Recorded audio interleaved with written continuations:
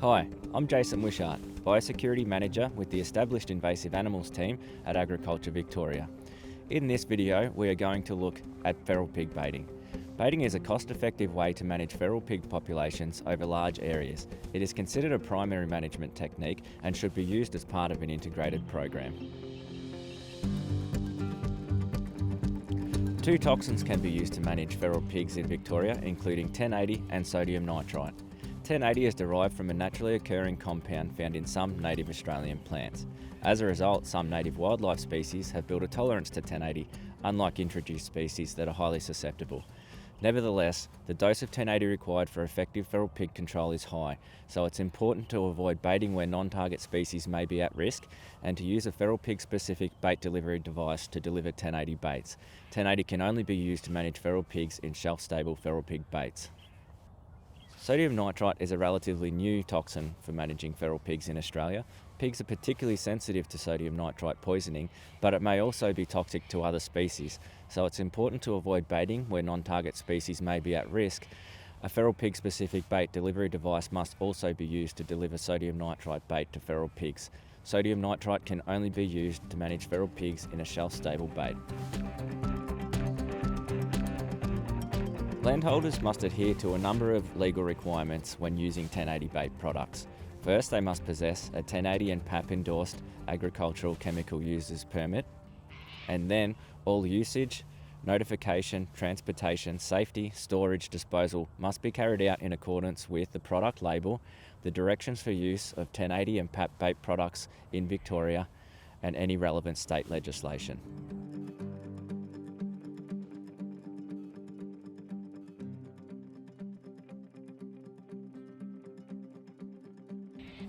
Landholders are not required to possess an agricultural chemical users permit to purchase and use sodium nitrite feral pig bait, although it is recommended. It's important to monitor your property before you undertake your baiting program. Monitoring helps to identify where feral pigs are currently active, and it can be used to measure the effectiveness of your program at a later date. During monitoring, you can actively search for signs of feral pigs, including ground rooting, mud rubs, wallows, tracks, dung, and fence crossings. You may also choose to use remote cameras to confirm feral pig presence at waterholes, fence crossings, or along trails. In the next part of the video, I'll demonstrate how to bait feral pigs. Okay, in this part of the video, I'm going to demonstrate how to bait feral pigs. Now, the first thing you want to do or consider when developing your feral pig baiting program is to think about timing.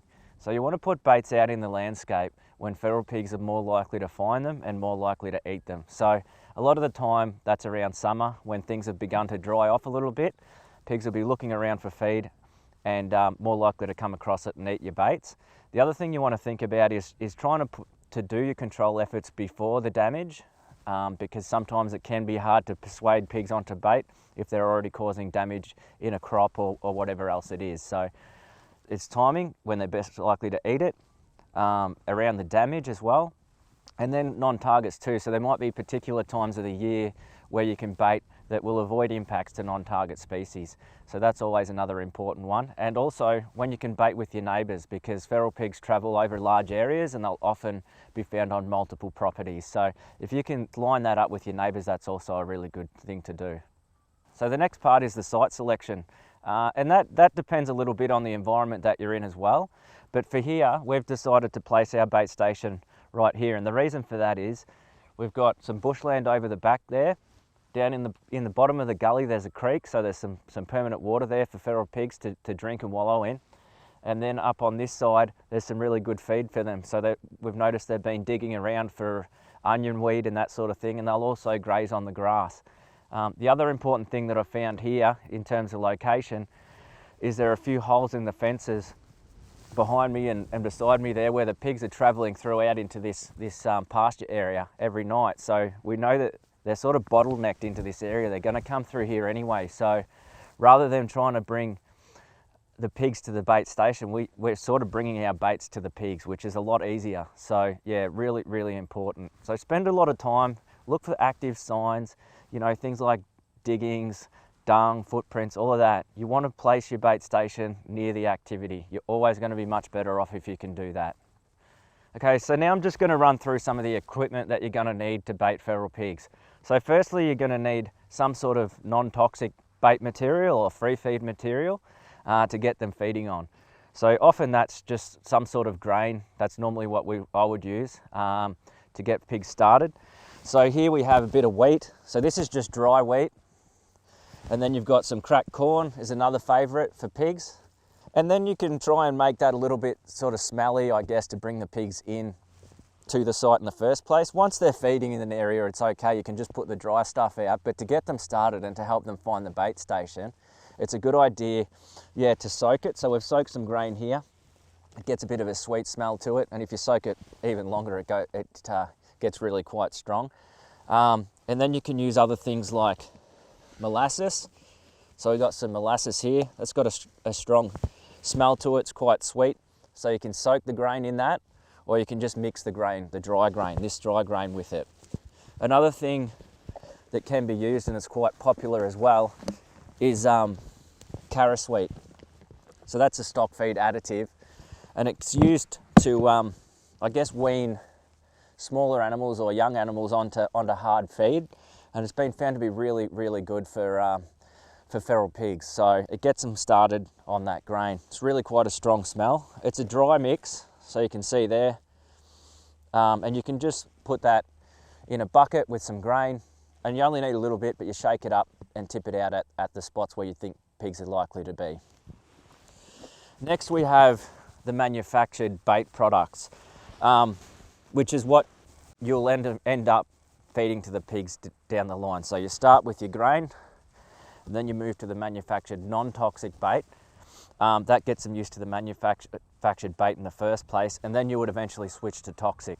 So in Victoria, as I mentioned earlier in the videos, we can only use manufactured baits. So essentially we've got two types. We've got this cylinder style bait, which is a pig out bait, and that contains 1080 in a centralized core. So that's really designed to target feral pigs. So the matrix of the bait is designed to be attractive to feral pigs and less attractive to non-target species. And then there's a toxic 1080 core in the center of that bait that generally only pigs get access to, but you always have to be careful of non-target species. The other bait that's used, it's a relatively new bait, is the hog-on bait, and this is the one that has sodium nitrite in it. So this bait is more like a paste, and it comes into these trays, and these trays then go into a hopper, which I'll talk about in just a second. So we've got the dry grain, then you move them onto the placebo, the non-toxic version, and then you would put the poison version out when you're ready. So moving over to the hoppers, there's a couple of types. This is specifically designed for delivering the hog-gone paste, this paste hopper here. It's got little compartments in it for the trays that slot directly into it, and then it's got a cover that goes over the top that holds them trays in position, and it can be used in a number of different levels, so it's important to train pigs onto using this. So it starts open like that, and then with a bit of time you lower the lid another time, and then they get used to lifting that, and then you close it completely. And this is magnetized, this lid, so that prevents other non-targets from getting in, and pigs will pop that magnet and the lid will just rest on their head. One other piece of equipment is the hog hopper as well. So this one is more so used for the pig out bait. You start generally with grain in this and you load it from the top. So the grain goes in the top there. You get them used to feeding out of it. This is in a free feed position now, so pigs can get their snout in and start lifting the door.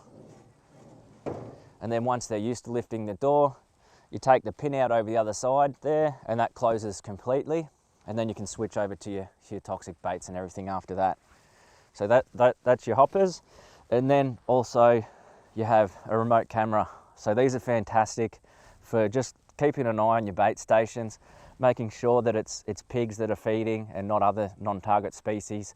Also making sure that the pigs are all feeding from these hoppers before you put the poison out, because if you jump the gun There'll be some that miss out, haven't learnt how to do it. The pigs that have learnt will be killed, and the others will not know what to do. So you'll miss animals that way. So that's essentially the equipment that you need. The next thing I'll go through in a minute is just exactly how to run through the actual procedure for baiting. So here we have some of the pre-feed grain that's been mixed with the carrot sweet, so it's nice and smelly. The pigs are likely to find it. So at the start of your program, you're going to put that at all of the spots that you identified as feral pig hotspots on your farm. So you don't need a whole lot at the beginning, but it's a good idea to put a decent amount of grain, and it's a good idea to replace it every day, because if you don't, pigs will come along, they'll eat it, and then they'll come back the next night and it's not there. So they'll wander off. So a good amount of grain, I guess, would be, and I like to put it in a bit of a line as well, so that they've all got access to the grain. Otherwise the little ones will get pushed off and the big ones eat the whole lot. So at each of your hot spots, put a bit of grain, about 20 kilos or so, just in a nice line like that. And you might do little trails as well from this grain pile to the hole in the fence where they're coming from, or to a trail that they've been using. So you bring them to the site. If you got a remote camera as well, it's great to use a remote camera on this to make sure that, you know, that's pigs that are actually eating the grain and not some sort of non-target species. So once you've done that, you've got them used to the grain, and you know your active spots or your active sites where the pigs are feeding, then you introduce your hopper. Now you don't just go straight swap grain on the ground to a hopper with everything inside the hopper. You've got to train them. It's just so incredibly important to train pigs to use it. If you skip any steps, it won't work very well. So first things first, you bring your hopper in, you have it at the pre-feed stage, just like this. So this is wide open, pigs can walk in, eat, no problem at all. So you put some grain generally on the inside of the hopper, just like we have here, but on the inside. And then you'll also have some running out away from the hopper as well. If it was all in the hopper, they might not go to it. They're a bit neophobic, feral pigs, so you know they'll gradually eat the stuff that's on the outside and slowly get to the hopper and get used to it and go, okay, this is safe, I can eat out of this. So once they're eating out of it, that's good. Then you change the lid position. So right now it's quite open, easy access. You bring it down just a little bit more to the next setting. So that means I have to actually lift it to get into the bait. So again, all you're using at this point in time is grain. You can still put a little bit on the outside by this stage, but normally the pigs are used to feeding out of it, so it's okay. You can put most of your grain on the inside and start to reduce what's on the out, because eventually you want them to only be eating out of this. Once they've done that, they're happily eating that, and you think this could take a couple of days, depending on the situation, you close the lid altogether. So we'll do that now. So you close the lid all together and you put your placebo hog on in. You don't want placebo hog on the outside of your hopper at any time, because you don't want to train non-target species to eat it. You only want pigs eating it. So let's close the lid now and get it all set up.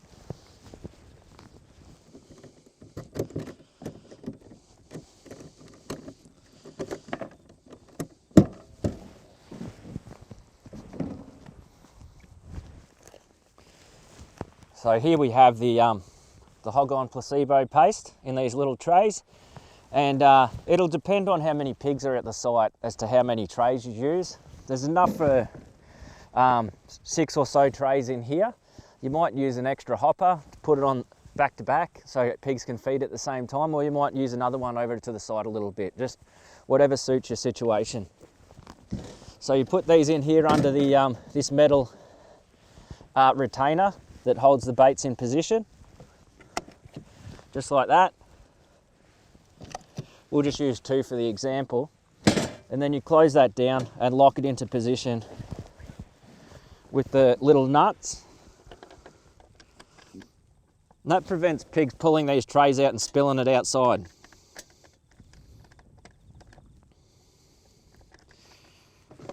Okay, so that's all in position. And what I do now, because the lid is fully closed and we've just introduced the placebo, you can also use some of the grain. So you put some grain on top, nothing on the outside anymore, but put the grain on top so you wean them onto that placebo. So the first night you might do that, The next night you'll do the placebo again by itself, no more grain. And then yeah, once that's all good, they've eaten the placebo, there's no problem, they're lifting the lid, everything else, then you can introduce the toxic version of the bait. So the toxic hog on can go in. Okay, so that's the baiting process.